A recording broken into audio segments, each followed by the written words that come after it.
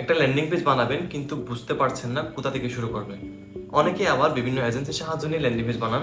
প্রথম মাস ঠিকঠাক চললেও এর পরের মাসে দেখা যায় ল্যান্ডিং পেজটা অফ, হোস্টিং ঠিকঠাক কাজ করতেছে না, ডোমেইন সার্চ দিলে ফেল দেখায়, আবার প্লাগইনগুলো আপডেট করতে গেলেই লেগে যায় গোলমাল।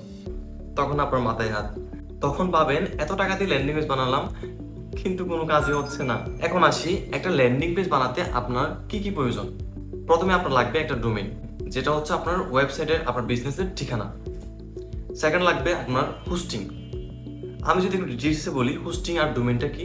ধরেন আপনি একটা জায়গা কিনবেন, সেই জায়গার ঠিকানাটা হচ্ছে আপনার ডোমেইন আর জায়গাটা হচ্ছে হোস্টিং। এখন প্রশ্ন আসতে পারে, একটা ল্যান্ডিং পেজ বানাতে হোস্টিং এর রিকোয়ারমেন্টটা কতটুকু। একটা সিঙ্গেল প্রোডাক্টের ল্যান্ডিং পেজ বানাতে আপনার হোস্টিং লাগবে 5 GB মিনিমাম এবং ব্যান্ডউইথ 100 GB মিনিমাম। যদি ব্যান্ডউইথ আনলিমিটেড হয় তাহলে ভালো। এবং ডোমেইন আপনি .com নিতে পারেন, .org, .net, .shop, আপনার যেটা ভালো লাগে। যদি .com নেন তাহলে এটা প্রফেশনাল হয়। তৃতীয়ত আপনার সিএমএস অথবা ওয়েবসাইট বিল্ডার। বর্তমান সময়ে জনপ্রিয় সিএমএস হচ্ছে ওয়ার্ডপ্রেস। নর্মালি সব ল্যান্ডিং পেজে ওয়ার্ডপ্রেসে তৈরি হয়, কারণ এটা ম্যানেজ করা খুব ইজি।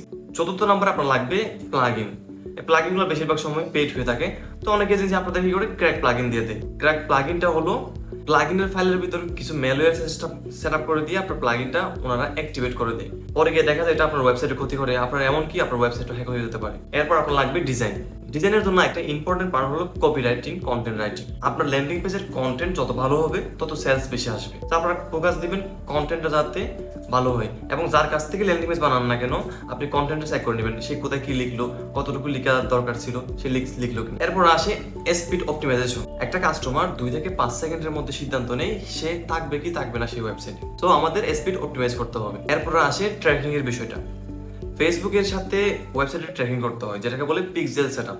এখন এক কথা আসতে পারে, এখানে পিক্সেল সেটআপ তো নর্মালি অনেকেই করে দেয়, কিন্তু এখানে না, এখানে অনেক কথা আছে। যেমন একটা পিক্সেল কানেক্ট করতে গেলে অনেক কিছু দেখতে হয়, ইভেন্ট সেটআপ করতে হয়, সার্ভার সাইড ট্র্যাকিং করতে হয়, অনেক বিষয় আছে।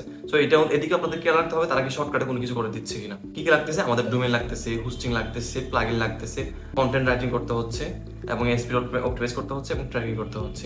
এই বিষয়গুলো আমরা মাথায় রাখলে আমরা খুব ইজিলি বুঝতে পারবো আমাদের একটা ল্যান্ডিং পেজে কতটুকু কি প্রয়োজন হচ্ছে এবং আপনাকে পারফেক্টলি তারা ডেলিভার করছে কিনা। ধন্যবাদ।